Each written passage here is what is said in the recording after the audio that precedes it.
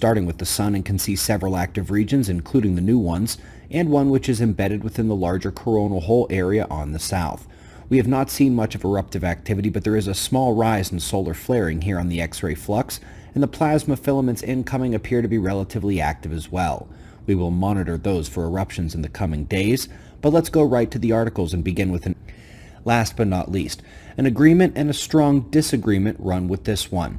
Over 1,000 scientists have signed on to call out the modern climate models as simply being functions of what the modelers want to see. For example, when their money comes from global warming stockpiles, they have no incentive to discuss the solar particle forcing, cosmic rays, the global electric circuit, or geomagnetic variation. Within the document, they list every single signatory by country, and there are indeed quite a lot of them. But they're calling out the models as being flawed is about where my agreement with this document ends. We absolutely are in a climate emergency, also one of economics and politics and culture, if I may tangent for a moment.